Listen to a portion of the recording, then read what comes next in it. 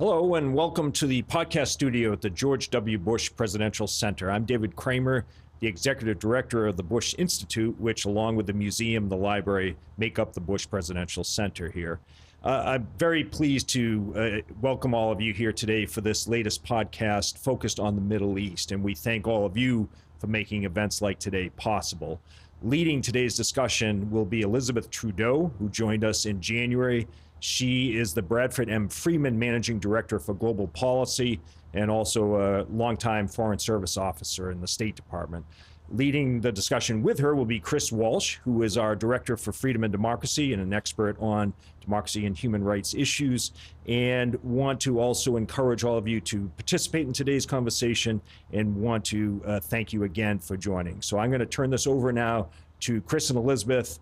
Please stand by. Good afternoon or good morning, depending upon where you're joining us from. We're thrilled to have you here. In 2002, President Bush delivered a message directly to the Iranian people who live and struggle under the same regime as today that would be broadcast into Iran via Radio Farda, in which he said, the people of Iran want to build a freer, more prosperous country for their children and live in a country that is full partner in the international community. As it was then, and I think it is today, Iran represents an intersection of security, freedom, and human rights policy issues that are near and dear to our hearts here at the Bush Institute. Before we dive in, though, I just want to encourage our audience, as David said, don't be a passive participant. There's an Ask Questions feature in the platform. Please utilize it. And if we have time, we hope to tackle a few of those questions toward the end. But Elizabeth, let's dive right in. Great. And I want to thank all of our supporters who make our work possible. Having conversations like this that are timely and relevant are made possible because of you. So Chris, looking forward to it, and I'm looking forward to your questions. All right. Well, let's set up a baseline for everyone before we really get deep into the issues. At a high level, just what is happening in Iran and around Iran right now? It's a great question, and I'm really glad we're starting here because I think we all see that we're in sort of a tense post-strike standoff. Iran is blockading the strait. The United States is blockading Iranian ports. There's various reports coming out on how successful the blockade of the strait is. Credible sources say up to 95% of shipping traffic through the Strait of Hormuz has been blocked. Of course, there are nefarious ways to get around, Iran's blockade. There are shadow fleets. There are ships that are hugging the coastline. But right now, it's a standoff. Diplomacy is happening. We saw reports this morning from Axios' Barak Ravid, who, if anyone's following this issue, is a fantastic reporter to follow. He reported this morning that the United States made an offer to Iran on Monday. Iran has allegedly come back and responded to that offer through the Pakistanis today. So we'll see where that's going on. The question is right now, I think, is a balance. Will it be Iran's economic collapse? And let's be clear, Iran is in a terrible economic condition. Or will there be such political pressure on the United States that will blink first? And I'm not sure. But there's some underlying things. And I'm going to dig a little deeper in here. It's really important to realize that Iran still has about 970 pounds of enriched uranium that are still in Iran. The United States, for our part, we're intensifying sanctions on Iranian assets, on oil, on players, on people outside Iran who are helping them evade sanctions. Iran, though there's been a pause right now, has been using proxies, not only leveraging the Strait of Hormuz, but using actors around the Middle East to advance their cause. And that also includes information warfare, which I know we're going to talk about. Absolutely. So the idea of what happens next, Chris, you and I were talking before we started. We both checked the news an hour before we logged on. I think we're really seeing this play out hour by hour. So let's see where we go on this. That's really useful context, and I appreciate you setting the stage like that. But let's talk a little bit more about the country itself. Tell us a little bit about what this regime that has been ruling over the country for decades now, and the country itself. What's up with Iran? So I love this question because, you know, for Americans, I think it's hard to sort of capture the country and the regime. And I want to be really, really clear on this. The people of Iran are not the regime of Iran. But let's start with the country. Iran's big. It's about 2.5 times the size of Texas. It's got about 92 million people. It is a sophisticated, ancient culture. Tehran, in many ways, is a first world city. Its youth population, about 99% rate of literacy. So it's a country that is very proud. It's very proud of its culture. It's also ethnically diverse. About 60% of the population would identify as Persian. But let's talk about the regime, Please. Because you cannot separate the two. The best way that I can explain the Islam Revolutionary Guard Corps, which is really the governing body of Iran right now, as well as the clerics, is think about it as a potted plant. Mm-hmm. You have a root structure that permeates every aspect of life in Iran, politically, economically, militarily, with foreign relations, surveillance, repression. So the IRGC permeates how daily Iranians live their lives. And it's been that way, and it's increasing that way. I think when you see the United States put pressure on Iran, you know, one of the things that analysts talk about a lot is, do you see the regime weakening or do you see them hardening?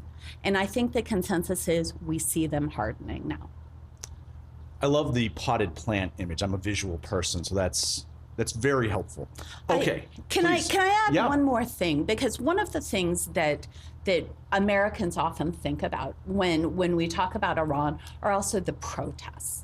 And that's something that, you know, certainly since 2009, there's been basically 4 waves of protests. I think many Americans are familiar with the green protests, the Women Life Freedom protests. The protests that started in January actually, interestingly, started as economic protests. But I also want to note that while estimates aren't clear because there's no real reporting from inside Iran, between 7,000 and 40,000 Iranians were killed in those protests by the regime. That's astounding. It is. So when we think about Iran, as Americans, separate the regime from the people. A great point to have. All right, you set us up with the context, the background. Let's talk about the players in this war right now. And what do they want? And I think there's a lot of information out there. I'm sure our listeners, the American public, are trying to wrap their head around this. So what does Iran want first? And then what does the U.S. want? For Iran, it's simple. It's regime survival above all. That is exactly where they are. You know, Iran has been under U.S. sanctions for 47 years and increasingly isolated. And in this latest confrontation, it is an existential matter for them. That regime needs to survive, and this is the position from which they negotiate. They also want sanctions relief. You know, we had touched on sanctions before. They view their assets and the things we sanction them for as strategic deterrence. So their missile system, you know, certainly the nuclear enrichment, their proxies. So Iran has hardened those lines. But let's talk about the U.S. Because the U.S. has fluid goals. You know, I think we all saw President Trump in early January talk about the protesters, things that are very clear priorities here at the Bush Center. But we've also, as the United States, talked about blocking Iran from acquiring a nuclear weapon, about the ballistic missile program that has threatened Israel as well as our Gulf allies, now the Strait of Hormuz. And we've also, you know, as the United States, talked about regime change as well. I think what Washington, the underlying goals on that, it's the security of Israel, of course, the security of our Gulf allies, freedom of navigation, because what happens in Hormuz impacts all those other straits that could be blocked. Countries around the world are watching this very, very carefully. Protection of U.S. personnel. And we had talked about the proxies in the region, dismantling of those proxies around Iran in places in the Middle East. I would say, and I mentioned this at the beginning, Iran sees all the things that we need dismantled as their protection. And we see all the things we need them to be dismantled as threats to us, our national security, and our allies. So relatedly, yeah, and this has been on the president's lips in the lead up to this conflict. Did the Venezuelan experience removing Maduro color the administration's expectations in terms of what it wanted in this war with Iran? So I never try and read presidents' minds. Fair. That's a losing game. But what I will note is that President Trump has said this himself. I think the Maduro experience, which is just wild to think that was only 4 months ago, a very clean, very professional, and extraordinary operation by the U.S. military. I think that President Trump saw that could be a model for this. But they're very different regimes, though we should have a conversation about Venezuela, either us or one of our colleagues. But again, going back to that potted plant analogy, a decapitation strike in Iran just cut off the top of the plant. Those root structures are still there. And you're looking at a regime that is drawing lines, that's hardening, while also repressing its people.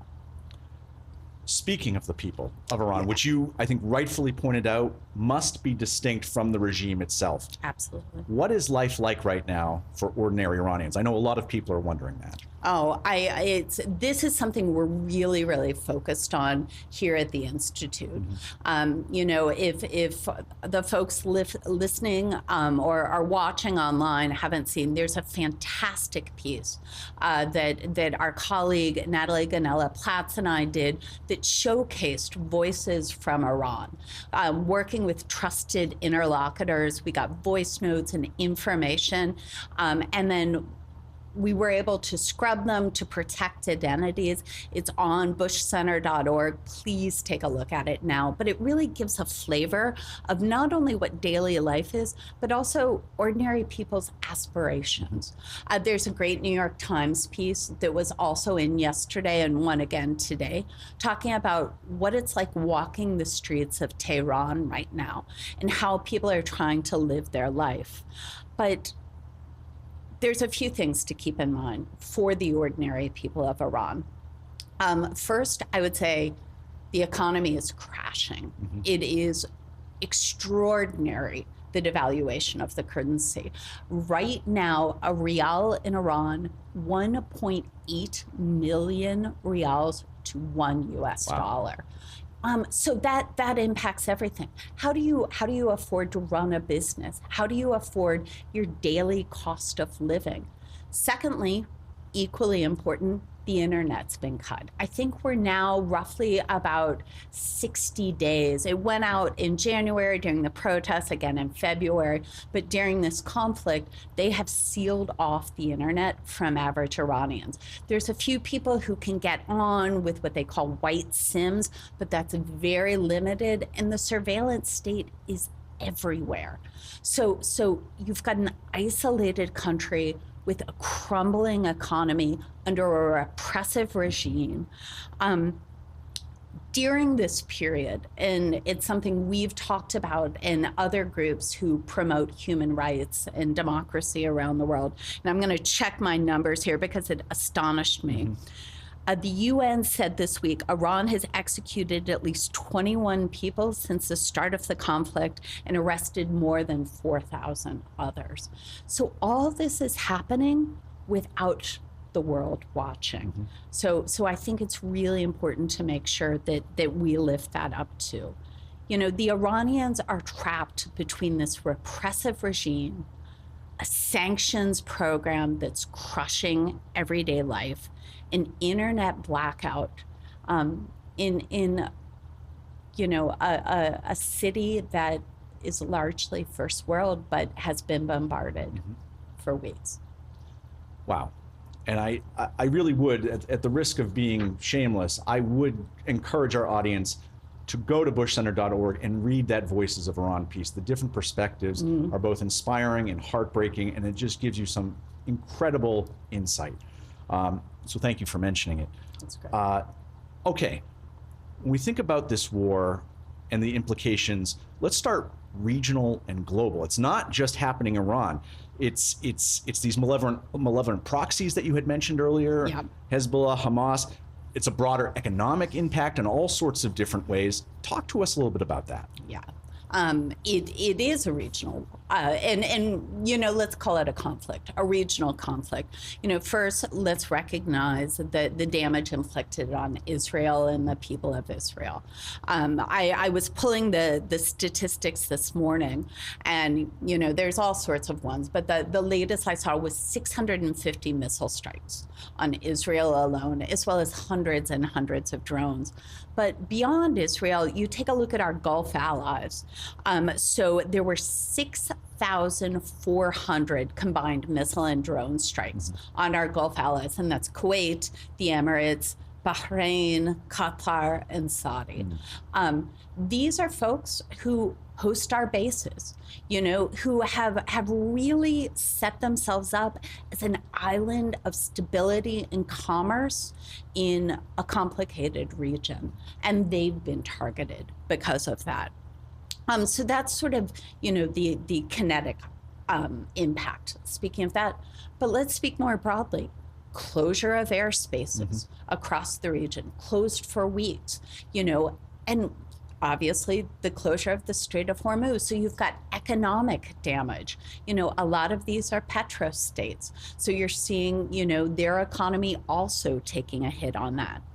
I am tedious on the issue of Iranian proxies, but this is such an important thing because it's part of the tentacles of Iran and how they were able really to perpetuate their power over the last 50 years. So, you know, obviously Hezbollah has been degraded quite a lot. Hamas has been degraded quite a lot. Syria, with the fall of Assad, is changed its stance quite a lot. The Iranian militias in Iraq continue to launch drones. There were attacks on the U.S. Embassy this week. So there's still players on the board. So this regional dynamic. And we also have to remember the Houthis in Yemen. Absolutely. Also aligned with Iran. And as we talk about the Strait of Hormuz being closed, we also have to think on the other side, the Strait of Al-Manbab. If the Houthis decide to enter the game and they close both, then we're going to see even more issues. So we've talked about Israel, we've talked about our Gulf allies, we've talked about the regional proxies. A word on freedom of navigation again, Please. which you know I love. One of my mentors was a former Navy admiral, and he would say to me, Elizabeth, freedom of navigation is not just for whales and icebergs. Advice. And I love that. And I think about that a lot because, as I said, you know, autocrats around the world, non-state actors, countries that are adversarial to the United States, our allies, our partners, and our values, are watching how we handle the Strait of Hormuz. Russia, China, and these countries benefit when the United States is concentrating on one area. They're watching what we do.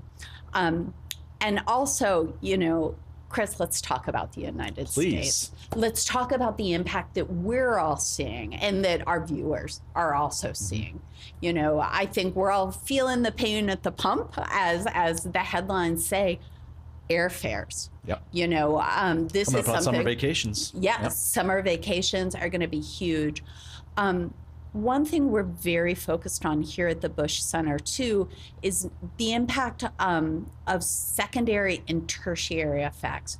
Fertilizer is a big issue. You know, the administration has taken some steps to help U.S. farmers, but let's also take a look at fertilizer and the impacts of not having it during the planting season on the continent of Africa and in Asia and Southeast Asia. This is a serious concern. We already see global food insecurity on the rise. With the strait closed, you're going to see more of that. And we're not going to see the effects right away. We're going to see it in 3 or 4 months. Another pitch, we just did a great piece on the impact on the global food market on fertilizer, again, on bushcenter.org. So you teased this earlier, but we're talking about the United States, and you know that's something I had wanted to discuss with you, was another way that this conflict is affecting people in the United States. And it might be easy to laugh this off, but I don't think it is. I don't think we should. And that's these very sleek, viral videos that are infiltrating social media. You know, you probably have seen some of them, or maybe your kids have seen them. But I mean, it could have been produced by Pixar or Disney, where it's these Lego figures with these very strong political messages about the United States. How effective are these videos, and what should we think about them? So I love this question, and I'll tell you. So I was over at SMU earlier this week, guest teaching a class, and we were talking about the conflict in Iran. And it was probably 40 students in the class. And I said, so how many of you guys have seen the Iran videos? And almost everyone raised their hand. And I said, how many of you have watched a White House press briefing? And they just looked at me blankly. And I thought, okay, that's pretty wonky. Maybe we would, and the folks online watching us. And I said, okay, how many of you guys read a media source, you know, Fox or CNN, New York Times, or the Wall Street Journal? Maybe 5 or 6. This is the issue, because what you see is a population of Americans, and I won't say it's, you know, broken out by demographics or age, but very online Americans are getting their information from Iran. So you see these very slick videos, and they're polished, you know, and they're insidious. Breaking it down, you know, some of these mock American leaders, they mock American decision making.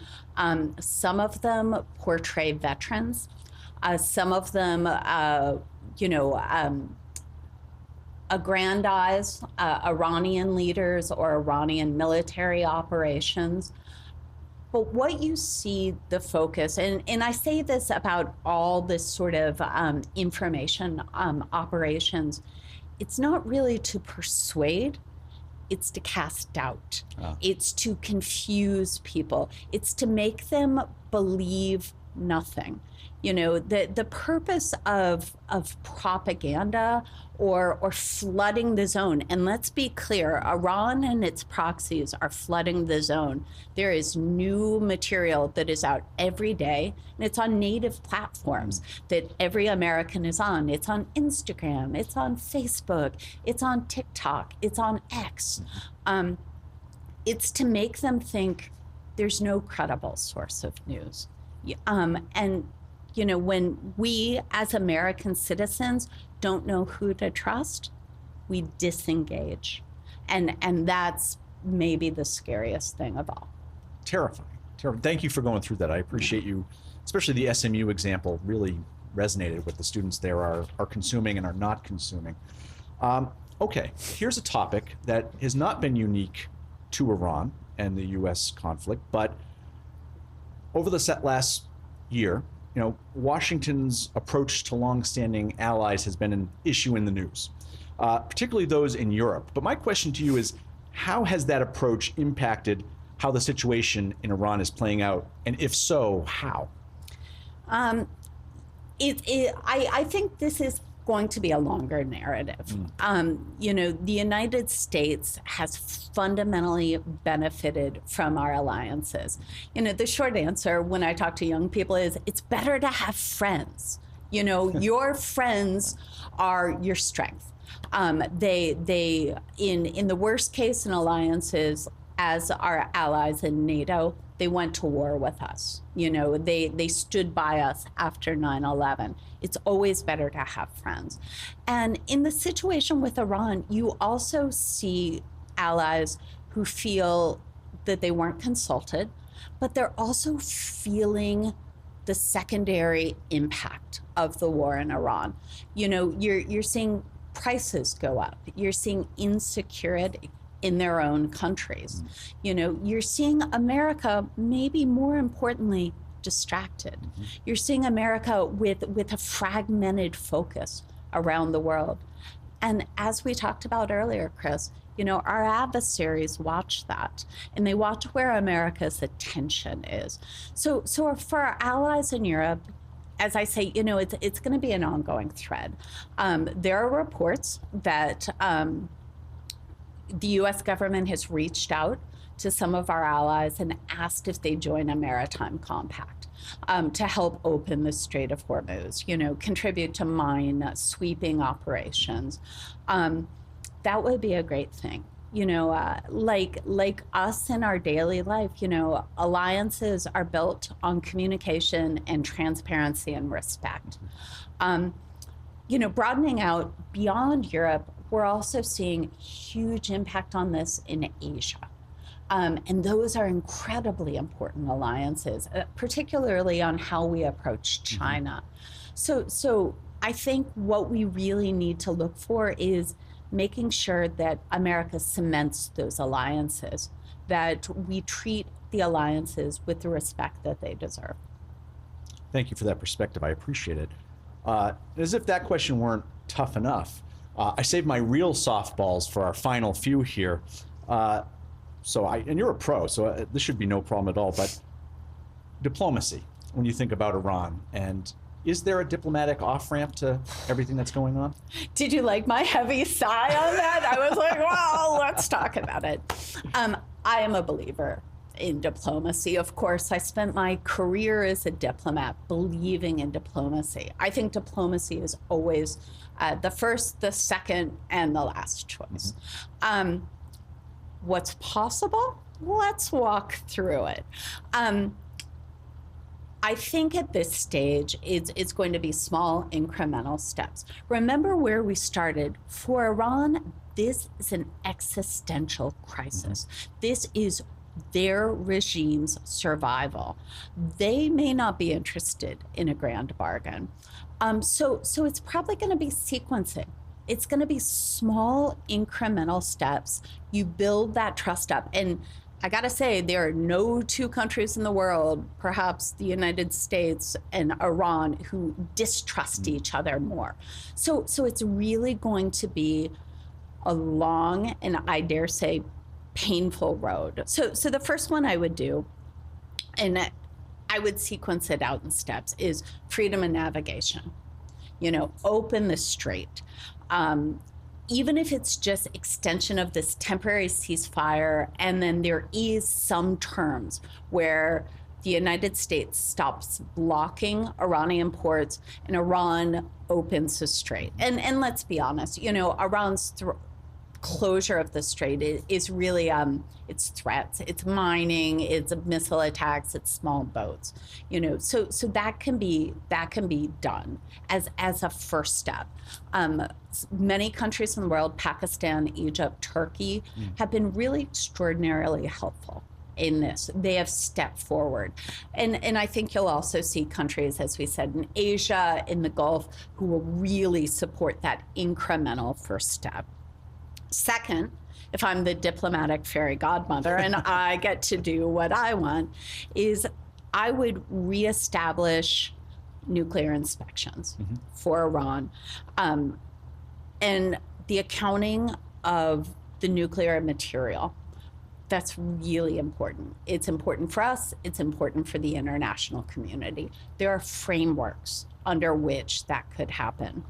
The third would be negotiating limits on enrichment, on stockpiling, but also the hard things. And I think we all remember back when the Joint Comprehensive Plan of Action was agreed, it was only the nuclear issue. And all the other stuff we talked about, missiles, proxies, that wasn't part of it. So for, our ally Israel, that stuff is really important. It is a security issue for Israel. So as the diplomatic fairy godmother, I would really want to tackle that. So not only the nuclear issues, the stockpiling and the enrichment, but also put on the table the missile program, put on the proxies. For that, Iran's going to want sanctions relief. They're going to want sanctions relief for 1 and 2. Let's Understood. be clear, but that's going to have to be a give and take. You always have to remember the enemy has a vote when you do negotiations. And that's a good way to think about it when you go in to a conversation like that. The old trope in diplomatic circles, which I'm sure people have heard, is that Iran has never won a war, but it's never lost a negotiation. It's going to be a long road.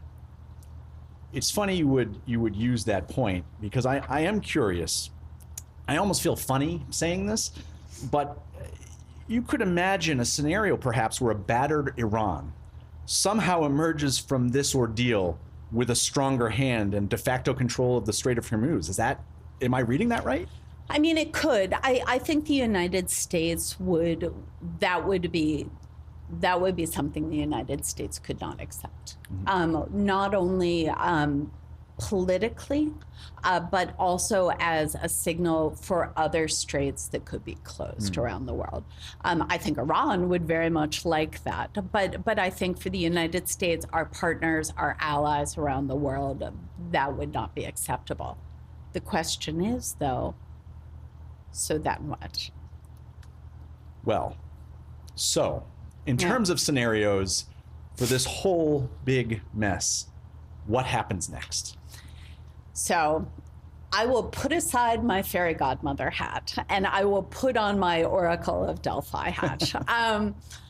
There's a lot. There's a lot that could happen. And every day I wake up and I, read my news outlets and I think, well, I wasn't guessing that would happen. So take this with a grain of salt. When I used to brief my bosses, and then when people used to brief me, we would always characterize things as, high probability, moderate probability, or, the ultimate wiggle, unclear. So let's go through some scenarios and see what works. President Trump could unilaterally declare victory and say, we, took out much of Iran's Air Force and Navy. We've buried the enriched uranium. It's other people's problem if this strait gets opened. He has not done that so far, but that could happen. I'm not going to make a bet on that one. The second is managed de-escalation. For me, this is a moderate probability, but the ideal scenario. So this is what we were talking about before, that incremental path walking down, showing good faith, showing that there's trust in negotiations. It's going to be really, really, really hard. Diplomacy can work, but it's going to be an enormous lift. You see Iran, right now, as I had mentioned, there was reporting that reportedly the U.S. made an offer Monday. Iran has come back on Thursday. There was something called the Joint Plan of Action, and this is deep geekiness. So walk with me down this. That was a precursor to the JCPOA, and basically the Joint Plan of Action gave space for negotiations. Didn't really solve anything, but it gave space. That's what a managed de-escalation could look like. let us have space. Let us have a ceasefire, open the strait, freeze kinetic operations, and let's talk. You saw the foreign minister of Iran today making calls, and I wrote down everyone he called: Saudi, Qatar, Turkey, Egypt, Iraq, and Azerbaijan. So they're working the phones. It would be good for us to work the phones too. The third, which I put as a moderate outcome, is something unpleasant, which is a frozen crisis, which means the ceasefire holds, but the nuclear risk and sanctions pressure remains. It's really unsustainable, but I think there's a moderate chance of that happening. Fourth option, U.S. military escalation, U.S. joint with Israel military escalation. If you had asked me yesterday, I would have said high. Today, I'm sort of a moderate on that. That would be triggered if we lose patience with the delays. And let us be clear, the Iranians will delay. They will negotiate and quibble over seating charts. You know, they will talk about the type of water you have in glasses. There is no interest on rushing into a deal for the Iranians. We could lose patience and we could say, you know what, we're going in on there. The big caveat on that, which again, impacts what the U.S. thinks, is the cost. You know, Secretary Hegseth was at the House and Senate this week, and he estimated the cost of the conflict in Iran at $25 billion. Analysts say it's probably closer to double that. So it's a question on what the American people will also stomach. And let's be clear, we've already had 13 service member deaths there. You know, almost 400 service members injured in this war. You know, we need to think about the toll on our military as well. Fifth option, proxy escalation. Yeah. You know, remember all their buddies ringing Iran. I put that as low just because so many of them have been degraded.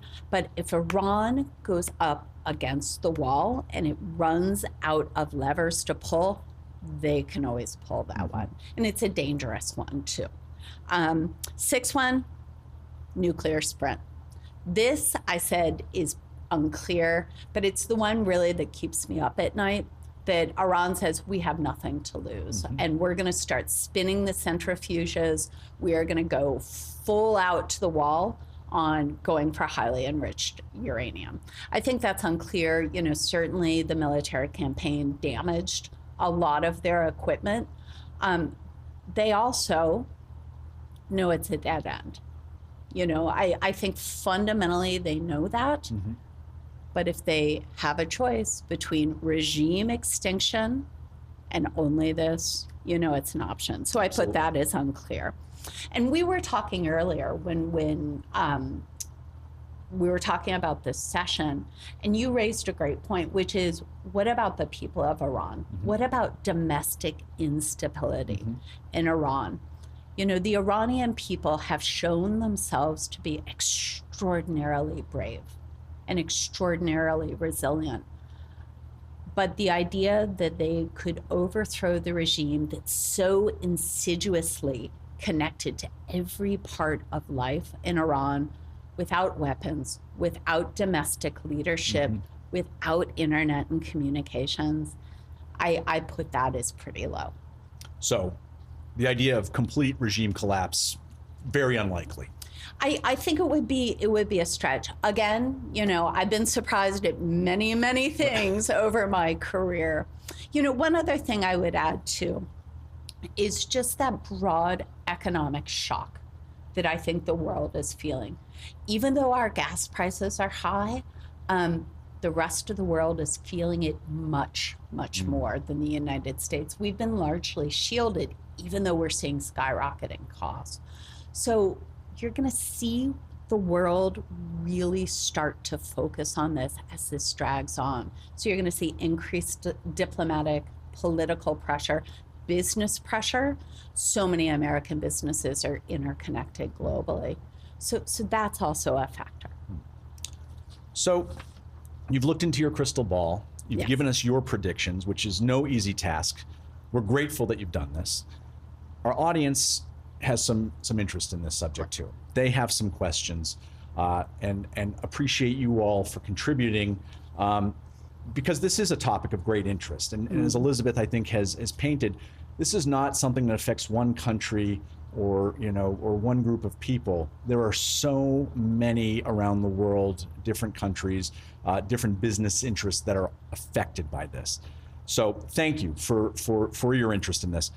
One question that we've received from our audience is the Qataris. They're an ally of ours, and I think there's some interest from the audience about, are they living up to that role of our ally? So it's interesting. I've heard Qatar explained a couple different ways. One, we need to recognize they host one of the largest U.S. air bases in the Middle East, Al Udeid. And Al Udeid, if you recall, was actually hit in 2025 when Iran was retaliating. Fortunately, in a very diplomatic, sleight of hand, the United States, or the Iranians, informed the Qataris. The Qataris informed the U.S. Everyone was evacuated. The Iranians were able to save face. They hit Qatar. No one was hurt, thank goodness. So Qatar does, host U.S. forces. They've also been pummeled really, really hard by the Iranians, not just on our bases, but their civilian infrastructure has been hit. Their energy infrastructure has been hit. I think probably what one of our participants is curious about is their relationship with Iran, and they've also hosted the Taliban and Hamas. Qatar prides itself, it's a very small country, but it prides itself as being an interlocutor, as able to face both ways, to have conversations with Iran and then come back and tell the United States, to have conversations with the Taliban and then come back and work with the United States on that. I would really commend Qatar. They have been exceptional in helping free detained Americans around the world. They have really played a valuable role in that. But as always, sovereign countries make their own sovereign decisions. And they have been criticized for their conversations with Iran. No, I appreciate you tackling that. Here's a good one that you touched on earlier, and I appreciate someone asking this. Every time I drive into the office, this question is on my mind. If you had to guess, when do the gas prices go down? So I think we have a participant on who actually asked me to guess this maybe a month ago. And he said, Elizabeth, what's the price per barrel of oil going to be in September? And I want to say, one, I don't trade in oil, so this is a completely clean, prediction. Two, it's going to be really hard to see because we have all those scenarios. But if I was a betting person, I would say we're in for the long haul. I think that airfares and gas prices throughout the summer, probably into September, October, are going to remain high. I wish I could say otherwise because, average Americans need it to go to work. They need fertilizer to plant their fields. People need to travel to see family, to do business. But I think we're in for a couple months. So looking at a question on the screen now, how serious is it? I guess we do a lot of work with this at the Bush Center. We call it CRINC, China, Yes. Russia, Iran, North Korea, the strange bedfellows that they make and how they're working together. But what our audience is wondering here is how serious would it be for Russia to get involved into the Iran war? According to reports, and again, after joining the Bush Center, I no longer have information that's classified, but I will say, according to credible media reports, Russia has already been involved. They have provided Iran with information, including our air bases, the location, satellite photos. Russia plays a nefarious influence in the world. Russia is an autocratic state. It picks and chooses who it supports. Russia, though, is also neck deep in the war with Ukraine. Yes. And I think it's really important. Another shout out for our work. We've done extraordinary work on Ukraine here at the Bush Institute. People should really read and see that. But the Ukrainians have punched so far above their weight on this. And so Russia is embroiled there. They don't have a lot of assets to spare. But I do not think that the United States can clear-eyed look at the situation in the Middle East and not see Russia's hand there. All right, let me ask you this, and I think this has been on a lot of people's mind as they peer into their own crystal balls. But does this war, this conflict with Iran, does it embolden or does it deter Beijing's aggression with Taiwan? I love this question. And I'll also give a shout out to our team. Chris had mentioned our CRINC work, China, Russia, Iran, North Korea. We have some significant work coming out in the next few months that's really going to talk about this grouping and how they address the world and how the United States should address them. So stay tuned for that. But the thing about China that I think we need to adjust our frame on, China thinks in hundreds of years. They have a long-term plan. So while it benefits China for the United States, and I hate to use the word distracted because we're talking about people's lives, but while the focus of the United States pivots to the Middle East, China has a freer hand. It can do a little bit more in its what it would consider, which we do not, its sphere of influence. So while I wouldn't say that China would speed up its desire to take Taiwan, I would say it's very much watching what the United States does. I mean, China's learning a lot from this war. It's learning how our military operates. It's learning how we make decisions. It's learning how we treat our allies and partners. China's always watching. And that's very sobering and a good thing for our audience, for our leaders to remember. It brings to mind how bad my eyesight is, where I struggle to read some of these questions. I apologize, but thank you for submitting them. Thank you again for being so engaged. The question is here, what is the likelihood of the U.S. extracting uranium from Iran? What's your perspective on that? So I'll start with some cheerleading for the U.S. military. I was lucky enough in my former career to serve in the Pentagon, and every single American should be so proud of our men and women in uniform. These are extraordinary individuals, and the planning, the operations, the interoperability, their partnerships with allies, extraordinary. And you saw that with the Maduro operation. You saw this with this operation now. Credible reporting has indicated that any operation to seize, the roughly, let's say, just under 1,000 pounds of enriched uranium would require so many things. So it would need to go in to a country where you would be attacked, build an airfield, use heavy lift, dig out the uranium, which is buried under, piles of rubble, and then extract it without sacrificing any of our service members. I'm not a military planner. That's a big ask. I do not say anything is off the table because the U.S. military is that good, but it sort of gives me a headache to think about it. No, I can completely understand why. You touched on this at the very top of our conversation. So if the answer is the same thing, I completely understand. But I just, since this question was submitted and we want to be responsive to our audience, the question was about if the blockade has been successful or not, the U.S. blockade of the Strait. Anything else that you want to add to that, or do you stand by what you said? I mean, I've seen various reports. I am a geek. If it's not obvious now, I think it should be obvious after this conversation.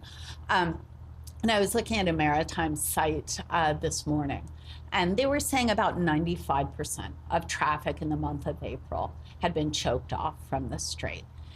The thing is that that's sort of declared traffic, right?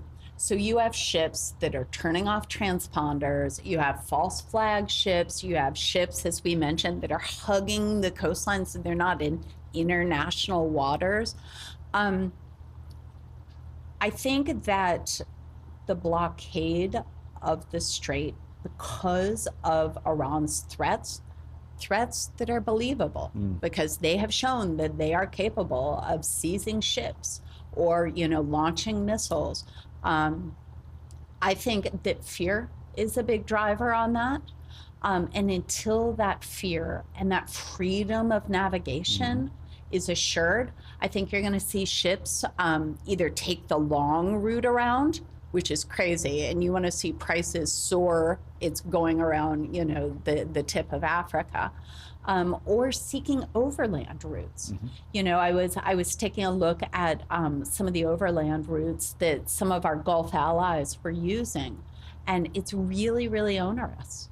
But it also raises the question, and I know we have, a number of business people on, is secondary and tertiary levels of transport. I think it's something in this world we're all going to have to take a look at. Wow.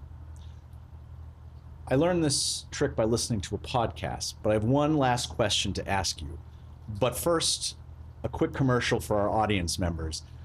First of all, obviously, Elizabeth, thank you so much for sharing all of your wisdom, your experience, again, peering into your crystal ball, because these are not easy issues. If they were, we probably would have solved them by now. But don't go anywhere. Please stay on there, because I want you to hear this last question. But it's really important that I thank you. We all here at the Bush Institute thank you, our guests, our generous donors, for tuning in to calls like this. There are going to be more. We want you to be engaged. We appreciate the terrific questions, your curiosity. It's fantastic. As we have teased throughout this entire conversation, please go to our website, bushcenter.org, for more analysis on global issues, but not just global issues, domestic issues, American democracy. There's a lot of really interesting and I think useful and practical work going on there. Please check it out and reach out to us with your questions. Next Insight Call will be June 2nd at 11:30 Central Time, and it's going to be on the topic of freedom and democracy. It's going to feature my colleagues, Joseph Kim and Nicole Bibbin-Sadaka, and me. Woo. So tune in. All that said, I hope you're still on, because the final question. When people think about U.S. leadership in the world, especially in terms of people who are struggling for their own liberty, for democracy, we can talk about the Iranian people, obviously, but all people who are fit under this umbrella. What responsibility does the United States have to those people struggling for liberty? I think that it is the American way, that how other people live in the world matters to us as Americans. President Bush encapsulated this, during his terms. Compassion, accountability, opportunity, and your work, the work of our colleagues who work in democracy and human rights, and lifting up those voices and really making sure that these issues remain center in our policy. This is vital. American leadership matters because we show there's a different way. We show that autocracies don't have to win, that people can change the path of their own countries. And I think we see this in Iran, we see this in countries around the world. We see this when the Bush Institute and Center showcase the work of human rights defenders, democracy activists, when we talk about kleptocracy and the work of governments that oppress their people. American leadership matters because America, if we don't speak up, no one else will. Words to live by. Elizabeth, thank you so much for chatting with our audience today, for these brilliant insights, and thank you all for tuning in. Thank you.